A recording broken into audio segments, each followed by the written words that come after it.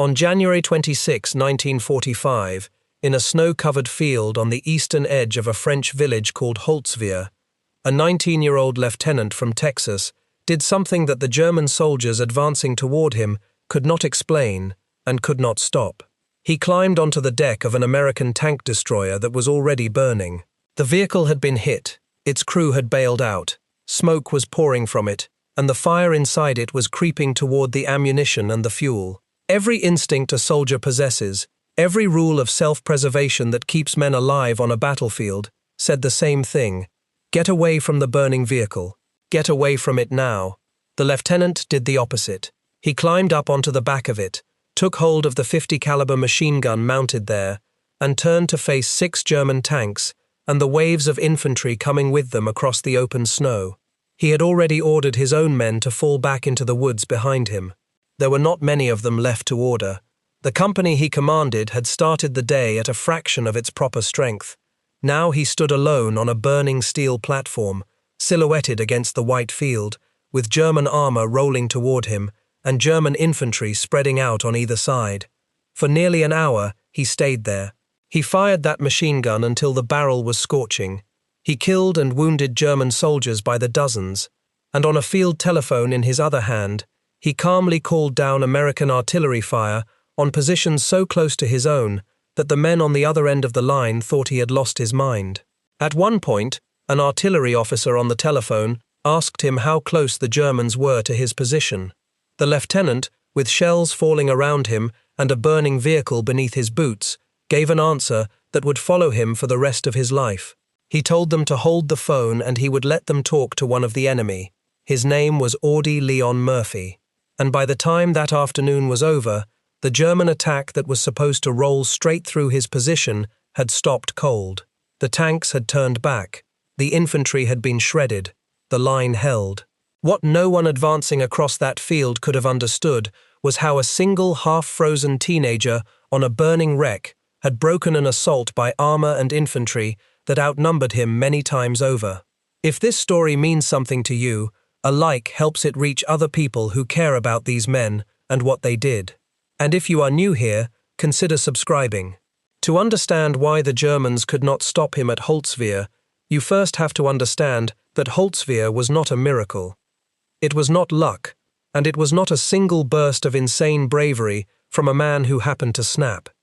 It was the final, concentrated expression of everything Audie Murphy had already become over 18 months of continuous combat. The stand on the tank destroyer looks impossible only if you meet Murphy for the first time on that burning deck. If you follow him from the beginning, from a cotton field in Texas to that frozen clearing in Alsace, the man on the tank destroyer stops looking impossible and starts looking almost inevitable. Because by January of 1945, Audie Murphy had already survived things that should have killed him a dozen times over, and he had learned, the hard and terrible way, exactly how to do what he did that day. So this is not really the story of 1 hour on one field. It is the story of how an army, and a war, and a childhood of pure deprivation all combined to produce a soldier who could stand on a burning vehicle and refuse to move. And it is the story of what that refusal cost him, long after the shooting stopped. But before we get to the field at Holtzwihr, we have to go back, not to a training camp and not to a parade ground, but to the poorest corner of rural Texas in the middle of the Great Depression, where the story of the most decorated American soldier of the Second World War actually begins. Audie Murphy was born on June 20, 1925, in Hunt County, Texas, in the farming country northeast of Dallas. He was one of 12 children born to Emmett and Josie Murphy, though several of those children did not survive. The family were sharecroppers, which in that time and place meant a life of near total poverty. They did not own the land they worked. They farmed cotton on someone else's ground and handed over a share of the crop, and what was left was never enough. The family moved from one rented farmhouse to another, always chasing work, always a step ahead of hunger, and rarely more than that. Audie's father, Emmett, drifted in and out of the family's life, and eventually abandoned them altogether. That left Josie Murphy to raise the surviving children on her own, with no money and failing health. Audie left school around the 5th grade to work. There was no choice in it. Someone had to bring in food. He picked cotton for $1 a day when he could get the work. He learned to hunt, not for sport, but because a rifle in his hands meant meat on the table, and because ammunition cost money the family did not have, he could not afford to miss. Every shot had to count. That is not a legend added later. That is simply the arithmetic of being desperately poor with a gun and a hungry family.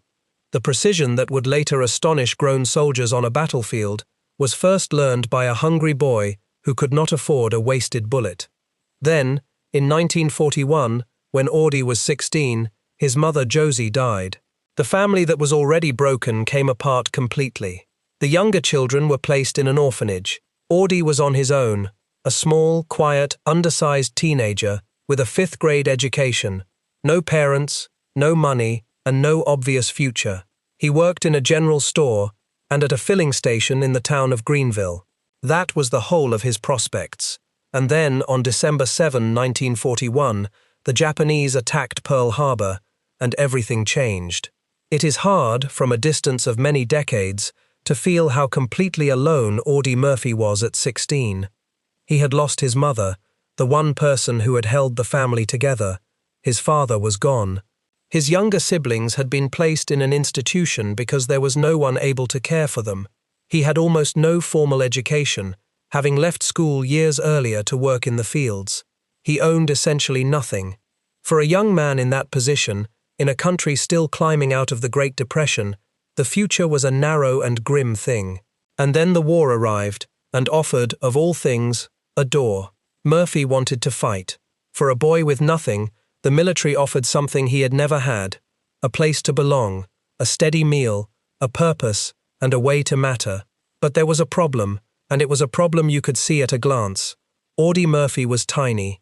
When he tried to enlist, he stood around 5 feet 5 inches tall and weighed barely over 100 pounds. He looked far younger than his age, almost like a child in a uniform.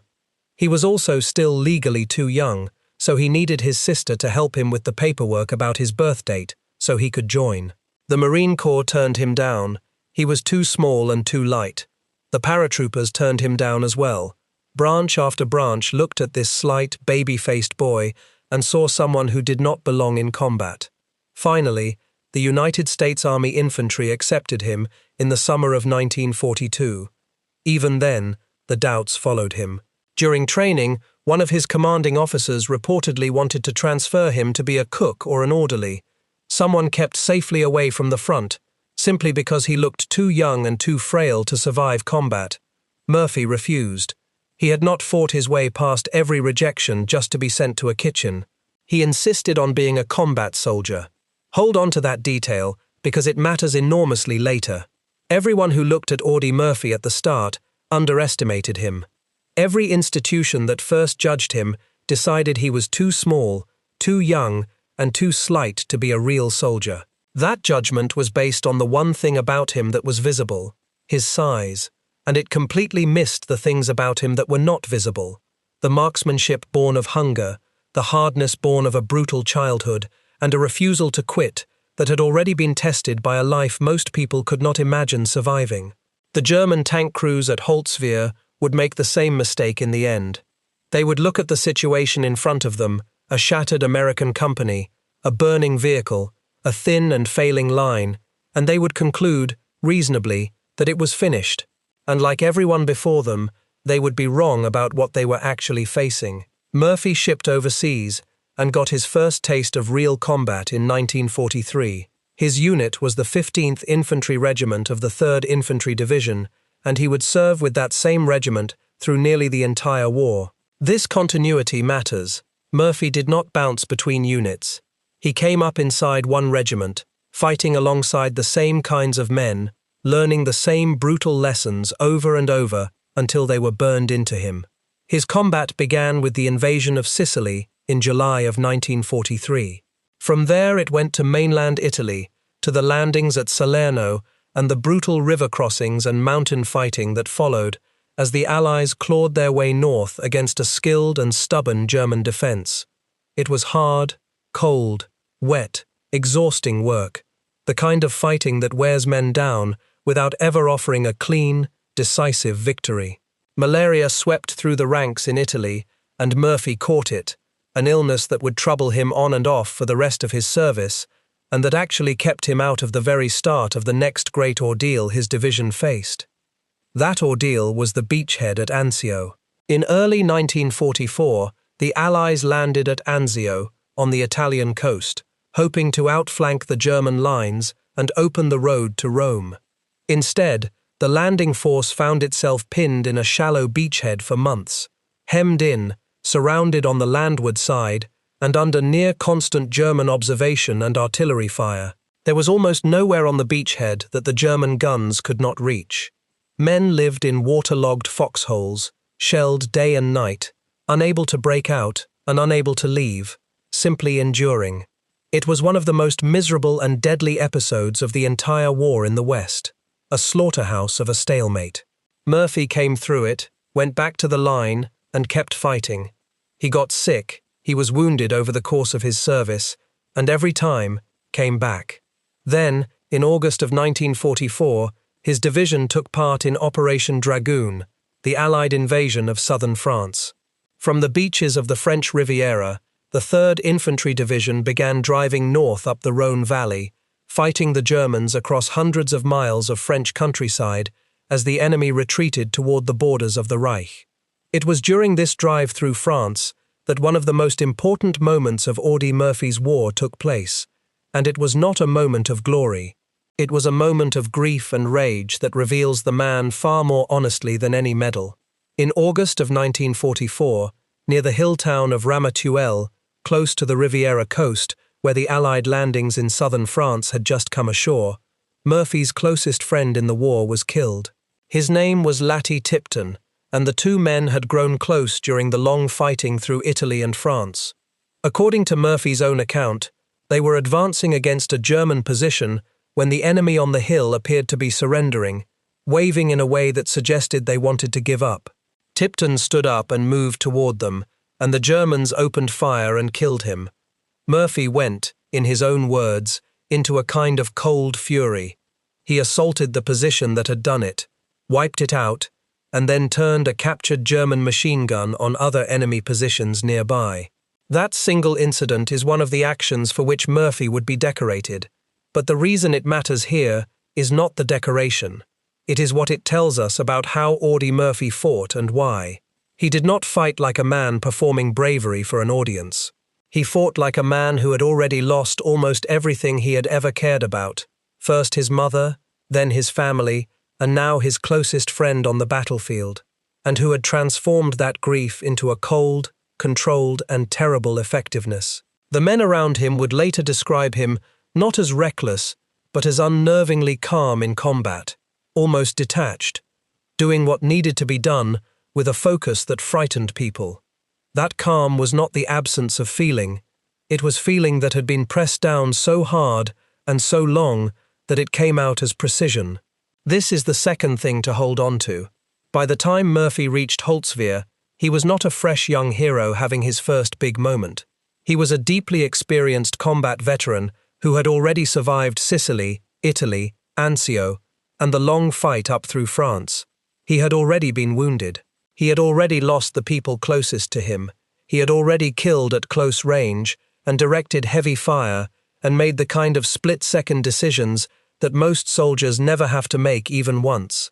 Everything he did on that burning tank destroyer he had done before, in pieces, across 18 months of continuous war. Holtzwihr was where all of it came together at once. That one-man assault, carried out in his grief and fury after Tipton was cut down, was the action that earned Murphy the Distinguished Service Cross, the second highest decoration for valor that the United States awards. Years later, Murphy gave that medal away. He presented it to Audie Tipton's daughter, so that the family of the friend whose death had driven him up that hill would hold the decoration his death had helped earn. It was not the only extraordinary thing he did in that period.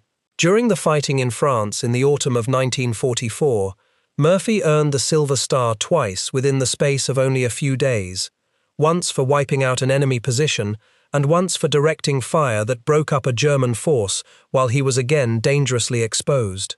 Read those citations together, and a pattern emerges that predicts Holtzwihr almost exactly.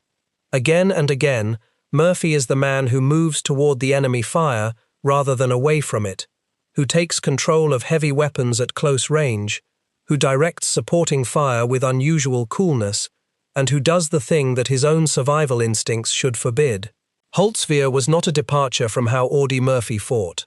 It was the pattern taken to its absolute limit, and there is one more piece of his rise that matters, because it directly explains why he was even in a position to command at Holtzwihr. Audie Murphy did not stay a private. Through the fighting in Italy and France, he was promoted again and again, from private to corporal to sergeant and upward. His superiors could not ignore what he did in combat, no matter how young he looked. And in the autumn of 1944, Audie Murphy received a battlefield commission. He was made a second lieutenant, an officer, promoted not because of schooling or family or connections, but purely because of what he had proven he could do under fire. Think about the distance that represents. A sharecropper's son with a fifth-grade education, an orphan who had been rejected by the Marines and the paratroopers for being too small, was now a commissioned officer in the United States Army, leading other men in combat. He did not want the commission at first, because becoming an officer often meant being pulled away from the men he had fought beside. But he took it, and he stayed with his regiment, and that is why, on January 26, 1945, it was Lieutenant Audie Murphy, and not Private Murphy, who was in command of what was left of Company B when the Germans came across the snow at Holtzwihr.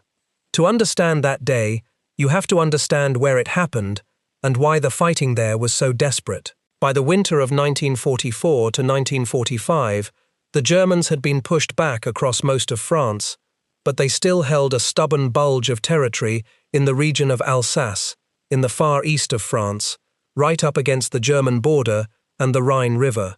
This pocket of German-held ground was centered on the city of Colmar, and so it became known as the Colmar Pocket. For the Allies, the Colmar Pocket was a problem that would not go away. As long as the Germans held it, they had a foothold on the western side of the Rhine and a base from which they could threaten Allied lines.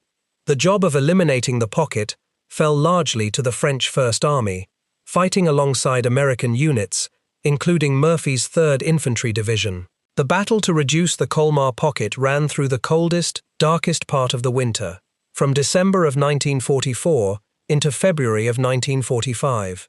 The Colmar Pocket existed because of how the Allied advance into Alsace had unfolded in the autumn of 1944. As Allied armies pushed toward the Rhine, the Germans had managed to hold on to a rough semicircle of ground on the western bank of the river, anchored on the city of Colmar and protected by the Vosges Mountains, forests, rivers, and a web of villages that could each be turned into a small fortress. For the German command, holding this pocket was a matter of both pride and strategy. It kept German forces on French soil and tied down large numbers of Allied troops who might otherwise have pushed into Germany itself. Reducing the pocket meant grinding forward, village by village, canal by canal, in the dead of winter, against a defender who had every reason to make the Allies pay for each field. The offensive to crush the Colmar Pocket opened in the latter part of January of 1945 and ran into February. The French First Army attacked from the south, and American forces, including the divisions of a United States Corps attached to the French, drove in from the north. Murphy's 3rd Infantry Division was part of that northern effort.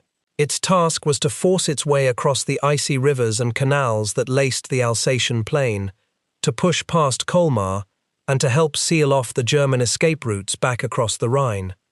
Every one of those water crossings was an ordeal in the cold, and every village beyond them could be turned into a strongpoint. The Germans, though worn down, fought hard to hold the pocket open as long as they could, because as long as it held, it tied down large Allied forces and kept a German foothold on the west bank of the Rhine. It was into this grinding, frozen offensive that Murphy's depleted company was thrown in the final days of January, and the conditions were savage. This was one of the coldest winters of the war in Western Europe. The men fought in deep snow, in forests and across open fields, in temperatures well below freezing. Frostbite and trench foot took men out of the line as surely as German bullets did. Weapons froze. The ground froze so hard it was difficult to dig in. Soldiers wrapped themselves in whatever they could find, and still could not get warm. The white landscape offered no cover, and turned every soldier into a dark target against the snow.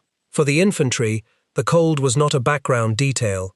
It was an enemy as real as the Germans. Men on the line could not light fires that would give away their positions, so they endured the freezing nights with whatever clothing and blankets they had. Feet went numb inside wet boots and then, if a man was unlucky, turned black with frostbite that could cost him his toes or his foot. Hands grew so cold that working a rifle bolt or loading a weapon became slow and clumsy. At the exact moment speed meant survival. Sleep, when it came at all, came in snatches. Hot food was a rare luxury. The wounded faced an added danger, because a man bleeding in sub-freezing cold could slip into shock and die from exposure before he could be carried to aid. Every soldier in the Colmar pocket that winter was fighting two battles at once, one against the German army and one against the weather, and the weather never rested. This was the environment Audie Murphy's company was operating in when it approached the village of Holtzwihr in late January. The village of Holtzwihr sat in flat, open farmland with patches of woods. Murphy's Company B, part of the 1st Battalion of the 15th Infantry Regiment, had been fighting steadily and had been badly worn down. A rifle company at full strength was supposed to number well over 100 men. By January 26, Murphy's company had been ground down to just 18 men, still able to fight, worn away by weeks of combat and cold, with Murphy, at 19, as its commanding officer. To support them, they had two M10 tank destroyers attached, armored vehicles built on a tank chassis but designed to kill enemy tanks, with a powerful main gun. On the afternoon of January 26, the Germans launched a counterattack toward Holtzwihr, aimed straight at Murphy's thin position. And this is where we need to be precise, because the popular version of this story often gets the details wrong, and the truth is actually more impressive than the myth. The German force that came toward Murphy was built around 6 armored vehicles and a body of supporting infantry, estimated at somewhere around 250 men. The armor was not, as many retellings claim, a formation of the famous Tiger tanks. That is one of the most persistent myths about this action. The evidence points instead to heavy tank destroyers of a German anti-tank battalion operating in that sector, supported by grenadiers, that is, German infantry, moving forward with them. These were powerful, well-armored vehicles mounting a devastating gun, closer in kind to the American tank destroyers Murphy had than to a standard tank. The exact designation matters less than the reality. Murphy, with 18 exhausted men and 2 supporting vehicles, was facing 6 enemy armored vehicles and more than 10 times his number in infantry, coming across open ground in the snow. The 2 American M10 tank destroyers supporting Murphy tried to engage. It did not go well for them. As the German attack came on, one of the tank destroyers took a direct hit from a German gun. The round punched through its armor and set it burning, killing men of its crew, and the survivors scrambled clear and fell back toward the woods. The second tank destroyer, trying to maneuver into a better firing position, slid off the road into a ditch and became stuck at a useless angle, its gun unable to bear on the enemy. Its crew, too, abandoned it. In a matter of minutes, the armored support Murphy had been counting on was simply gone. Now he had his handful of infantrymen, in the open, in the snow, facing 6 enemy armored vehicles and a swarm of German infantry, with nothing heavy left to stop them. By every reasonable military calculation, this was the moment the position should have collapsed. This is exactly the situation that breaks units. The armor is destroyed, the enemy has overwhelming numbers, the ground is open, and there is nowhere to hide. The correct and expected thing to do was to pull everyone back into the woods, save the survivors, and give up the ground. Murphy did pull his men back, He ordered the survivors of his company to withdraw into the tree line behind him, to positions in the woods where they would have some cover and could keep fighting. That order almost certainly saved their lives. But Murphy himself did not go with them. He stayed forward, at his command post, working the field telephone that connected him to the American artillery batteries supporting the sector. And he began directing artillery fire onto the advancing Germans. Then the burning tank destroyer changed everything.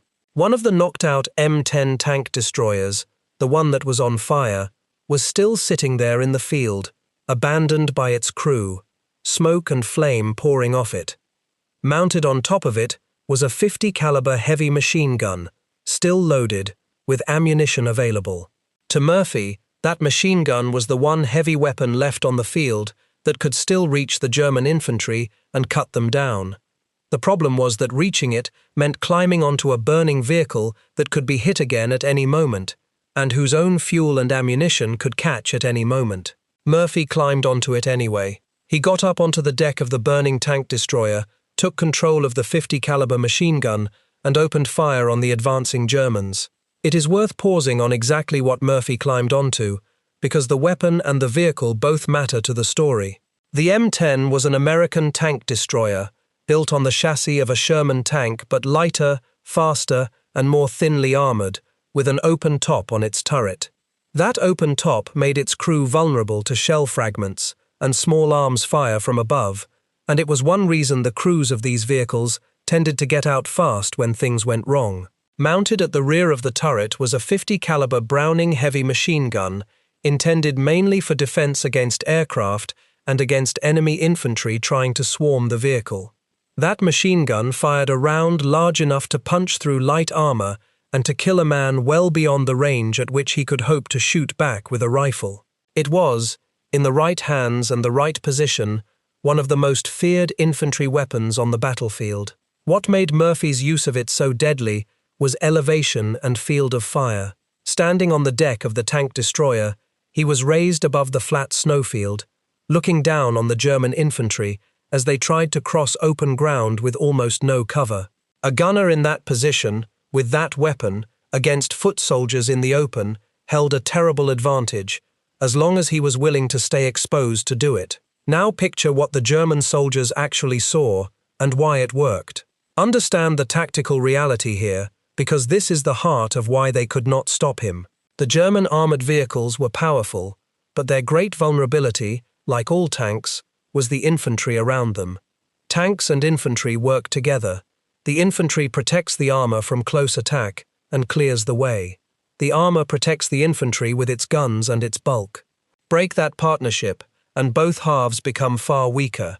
Strip the infantry away from the tanks, and the tanks become blind, cautious, and reluctant to push forward into ground they cannot see, afraid of concealed anti-tank weapons. That is exactly what Murphy's 50 caliber machine gun did. From his elevated position on the deck of the tank destroyer, he could sweep the German infantry as they advanced across the open snow. A 50 caliber machine gun is a fearsome weapon against men in the open. He raked the German foot soldiers again and again, breaking up their formations, forcing them to the ground, and killing them in numbers. Every time the German infantry tried to press forward around their armor, Murphy cut into them from his perch. And here is the crucial part. There was smoke everywhere. The burning tank destroyer beneath him was pouring out thick smoke, and the general haze of battle hung over the snowfield. Far from being only a danger, that smoke partially concealed Murphy. The German tank crews and infantry could see the muzzle flashes and take fire from the direction of the burning vehicle. But the burning American wreck was the last place they expected to find a living, fighting enemy. Who stands on a burning tank destroyer and fights? The very insanity of his position helped hide him. The Germans could not easily identify exactly where the withering machine gun fire was coming from, because it was coming from a vehicle that any sane observer would have written off as a dead, burning hulk. To grasp how dangerous the artillery half of this was, you have to understand how field artillery worked in that war.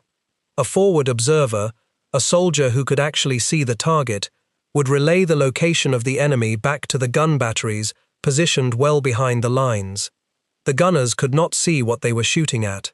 They relied entirely on the observer's directions to place their shells.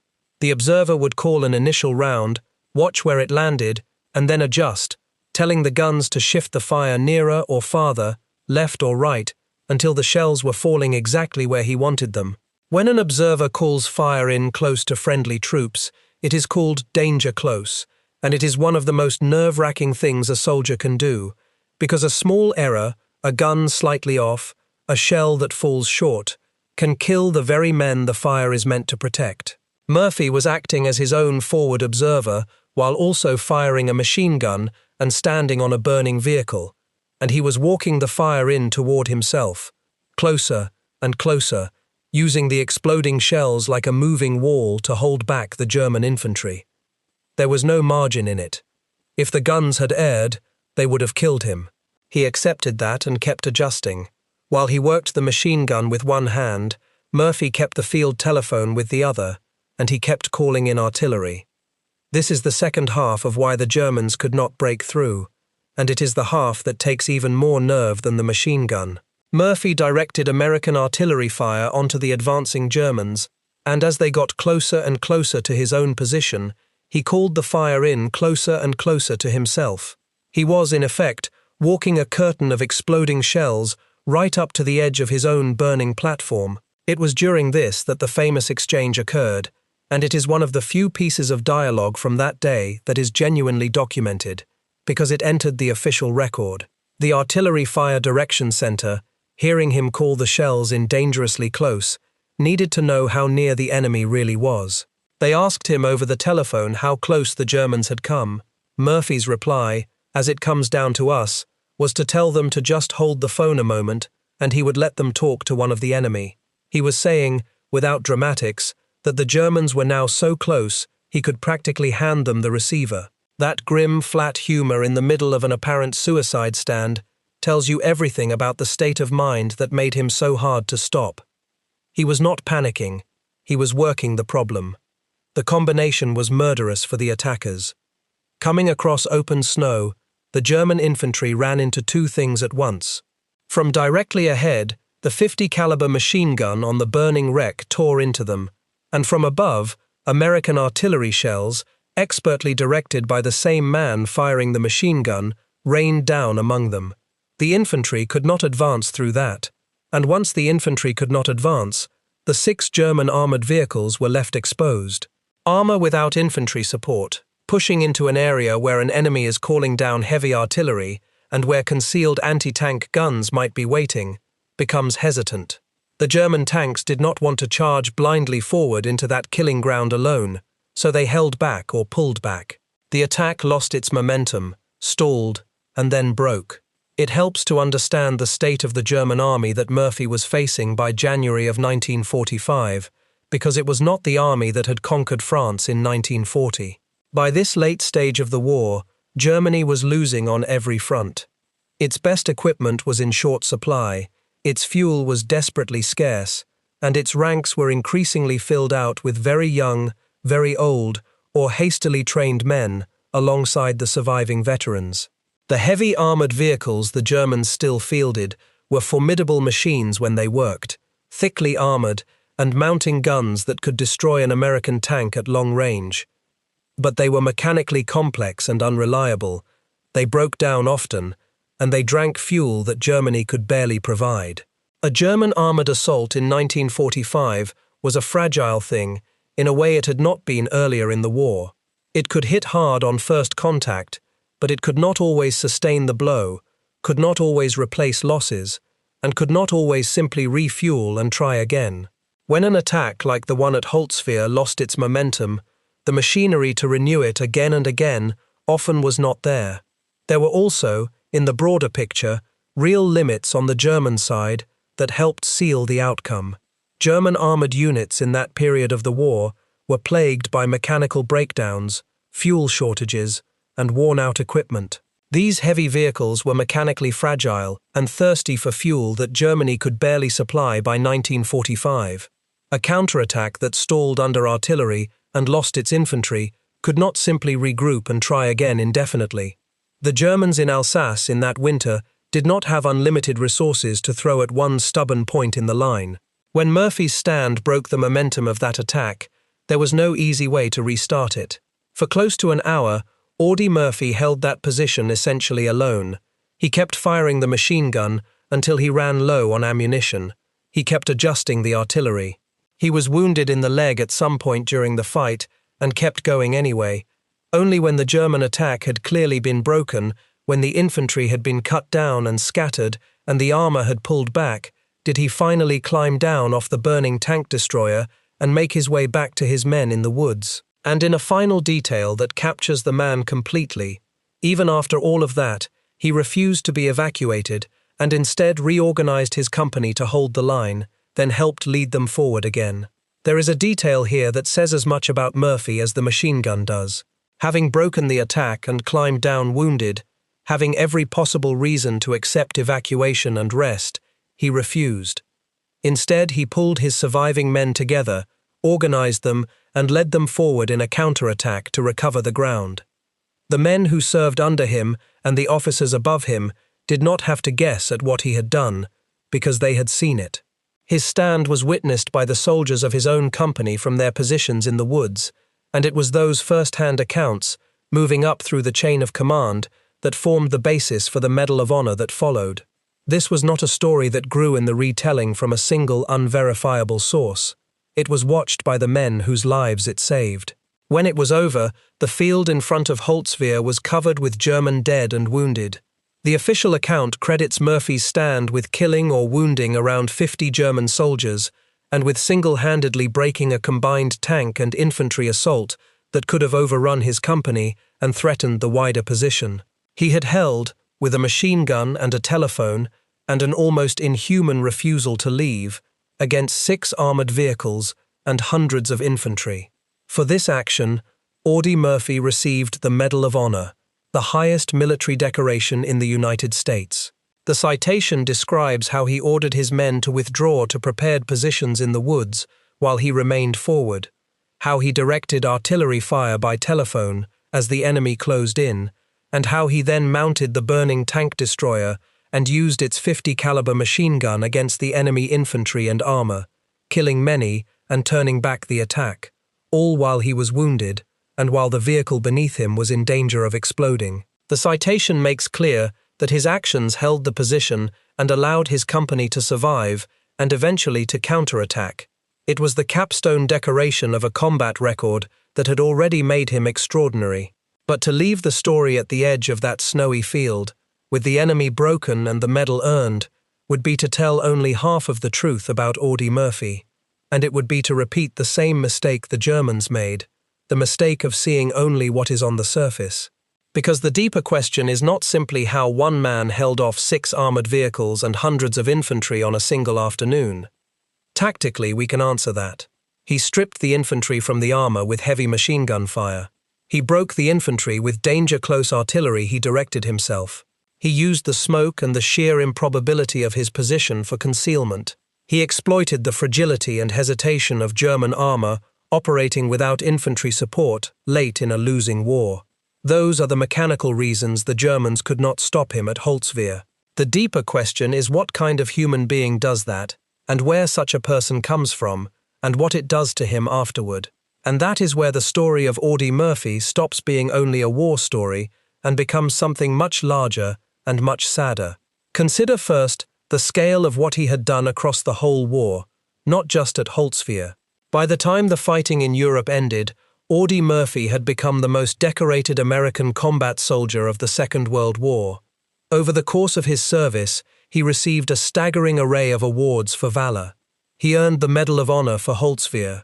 He earned the Distinguished Service Cross, the second highest award for valor. He earned the Silver Star, the next award below that, not once but twice, and remarkably, he earned both Silver Stars within a span of only a few days during the fighting in France. He earned the Legion of Merit. He earned the Bronze Star for valor with an oak leaf cluster, meaning he received it more than once.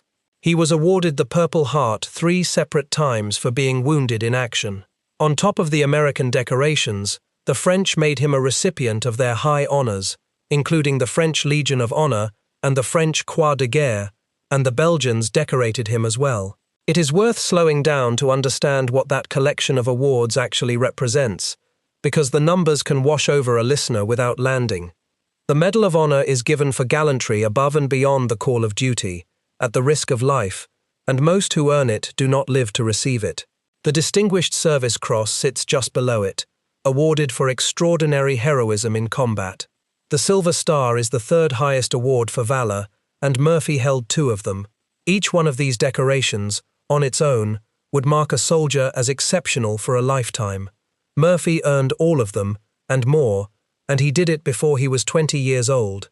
When you add the 3 Purple Hearts, each representing a separate wound taken in battle, the picture that emerges is of a young man who was in the worst of the fighting again and again and again, who was hit repeatedly, and who kept returning to the line.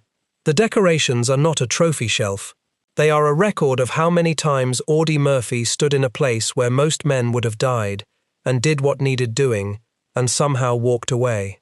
Put simply, this orphaned sharecropper's son, this boy the Marines and the paratroopers had rejected as too small, ended the war with more combat decorations than any other American soldier. He had fought through Sicily, Italy, Anzio, southern France, the Colmar Pocket, and on into Germany itself. He had gone from a private who had to argue his way out of being made a cook, to a battlefield commissioned officer wearing the Medal of Honor. When the war in Europe ended, he was not yet 20 years old. And here is the part that the movies and the medals almost never tell honestly. The war did not let go of Audie Murphy when the shooting stopped. It came home with him, and it never fully left. When Murphy returned to the United States in 1945, he came back a national hero.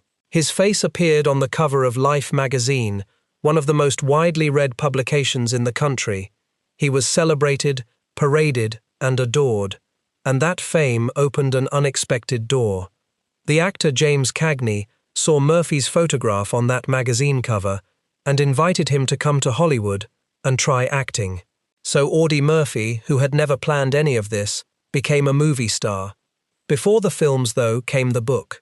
Audie Murphy told the story of his war in a memoir titled To Hell and Back, published in 1949. It was an unusually honest account for its time, describing not only the courage but the fear, the exhaustion, the deaths of friends, and the grinding awfulness of infantry combat, told in a plain and unsentimental voice. The title itself carried no glory in it. It described a journey into hell and a return from it, and the man who wrote it knew that the return was never complete. Over the following years he appeared in more than 40 films, most of them westerns, playing the quiet, steady hero in picture after picture. And in 1955, in the strangest turn of all, he starred as himself in the film version of his own wartime memoir. That memoir was called To Hell and Back, and the movie of the same name, with Murphy playing Audie Murphy, became one of the biggest box office hits of its time. For a while, it was among the most successful films the studio had ever released. There is something almost unbearable in that image. A young man who had actually lived through Holtzwihr and Anzio and all the rest, standing on a film set, restaging the deaths of his own friends and his own worst days for a camera, and then going home at night to a mind that would not stop replaying the real thing. Because behind the movie star smile, Audie Murphy was a deeply wounded man, and the wounds that troubled him most were not the ones from German bullets. Murphy suffered from what the soldiers of his era called battle fatigue or shell shock, and what we now recognize and name clearly as post-traumatic stress disorder. For the rest of his life, he was tormented by it. He suffered from severe insomnia and terrible recurring nightmares of combat. By his own account, and those close to him, he had trouble sleeping for years, and he slept with a loaded handgun near him. He struggled with depression. His first marriage fell apart under the strain. At times, he became dependent on sleeping pills as he tried to force his exhausted mind to rest, and he had to work himself free of that dependency.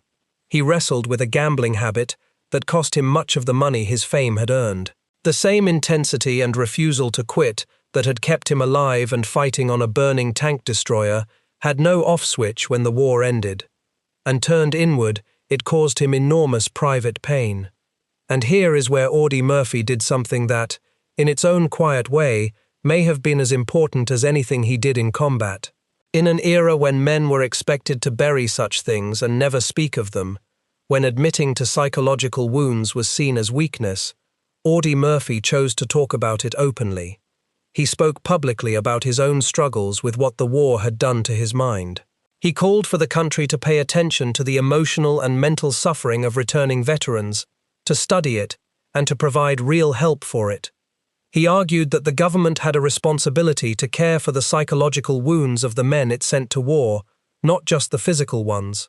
Coming from the most decorated soldier of the war, the acknowledged national hero, that was a powerful and even radical thing to say at the time. He used his own damaged mind as evidence that this was real, that it could happen even to a man with a Medal of Honor, and that there was no shame in it. To appreciate how far ahead of his time this was, consider the world he was speaking into. In the years after the Second World War, the psychological damage of combat was widely misunderstood and often dismissed. Men who could not shake the nightmares, who flinched at loud noises, who could not sleep or hold a job or keep a marriage together, were frequently told to simply move on, to be grateful they had survived, to stop dwelling on it. There was a heavy stigma attached to admitting that the war had broken something inside you. To confess to such struggles was, in the eyes of many, to confess to weakness. For the most decorated soldier of the entire war, to stand up and say plainly that he too was haunted, that he too could not sleep, that he too needed help, cut directly against that stigma. It gave other veterans a kind of permission. If Audie Murphy, the man on the movie poster, the man with the Medal of Honor, carried these wounds and was not ashamed to say so, then perhaps an ordinary veteran suffering in silence did not need to be ashamed either. In that sense, the boy who could not afford to waste a bullet grew into a man who refused to waste his own suffering. He turned it into advocacy for others who were suffering in silence. Audie Murphy did not get to grow old. On May 28, 1971, he was killed in the crash of a private airplane in bad weather near Roanoke, Virginia. He was 45 years old. The man who had survived Sicily, Anzio, the hill at Reputable, and the burning tank destroyer at Holtzwihr, who had been wounded again and again and lived, died in a plane crash on a fog-covered mountainside in peacetime. He was buried with full military honors at Arlington National Cemetery, the resting place of American service members, near Washington, and his grave there tells you something about how his country came to regard him. Audie Murphy's grave at Arlington is one of the most visited in the entire cemetery. For decades it has been said that only one grave at Arlington draws more visitors than his, and that is the grave of President John Kennedy. A simple government-issue headstone marks the spot, the same modest stone given to ordinary soldiers, at Murphy's own wish. People still come, year after year, to stand in front of it. So when we ask why the German tank crews could not stop Audie Murphy at Holtzwihr, we can now answer it fully, on every level. On the level of pure tactics, they could not stop him because he did everything right in an impossible situation. He recognized that their armor depended on their infantry, and he used a heavy machine gun from a concealed and unlikely position to tear that infantry apart. He called down his own artillery with such precision and such nerve that he broke the assault before it could reach him, walking the shell fire to the very edge of his own position. He exploited the smoke and confusion of the burning vehicle to mask himself. He understood, better than the men attacking him, that their tanks would not push forward alone into ground they could not see, swept by artillery, once their foot soldiers had been cut away. He turned a wrecked and burning liability into the one weapon that could still win the fight. On a deeper level, they could not stop him because of who he already was by that January afternoon. They were not facing a frightened teenager, whatever he looked like. They were facing a soldier forged by 18 months of continuous combat, hardened by grief and loss both at home and on the battlefield, who had already survived more than most men see in a lifetime, and who had learned every single skill that day required through hard experience long before he ever climbed onto that tank destroyer. And on the deepest level of all, they could not stop him, because stopping, for Audie Murphy, was simply not in the range of things he would do. This was a man who had been rejected, orphaned, impoverished, and underestimated at every turn, and who had answered all of it by refusing to quit. The Germans at Holtzwihr made the same error that the recruiters and the doubting officers had made before them. They looked at the surface, a small force, a broken position, a burning wreck, and they concluded it was finished. They could not see the thing that had never once shown up on the surface, the absolute refusal at the center of the man. There is a hard truth folded into this story, and it is worth saying plainly rather than dressing it up. The very qualities that made Audie Murphy unstoppable on that field, the relentless drive, the inability to break, the capacity to keep functioning through horror that would shatter almost anyone, were the same qualities that made his peace so difficult afterward. The machine that could not be stopped in war could not easily be switched off in peace. The world asked him to be a hero, and he was one. It did not know how to help him simply be a man again when it was over. His openness about that struggle, at a time when almost no one spoke of such things, may be the part of his legacy that saves the most lives in the long run, long after the specific tactics of a snowy field in Alsace have become the concern of historians alone. Audie Murphy climbed onto a burning tank destroyer at 19 and held off an army. He then spent the rest of his short life fighting a quieter and lonelier battle inside his own mind, and he had the courage to tell the truth about that battle so that other veterans would not have to fight theirs in shame and silence. The first kind of courage got him the Medal of Honor. The second kind may matter even more. Thank you for spending this time with the story of Audie Murphy and the men who fought in the snow of the Colmar Pocket. If this account meant something to you, the single most helpful thing you can do is leave a like, because it helps this story reach other people who care about remembering these men. If you are not yet subscribed, this is a good moment to do it, so these stories keep finding you. I would like to know where in the world you are watching from, so leave that in the comments if you feel like it. And if your own family carried a story from the Second World War, a father, a grandfather, an uncle, a neighbor whose voice you still remember, tell me about them below. So many of those men came home and never said a word about what they had seen. Sharing their names here is one small way to make sure they are not forgotten.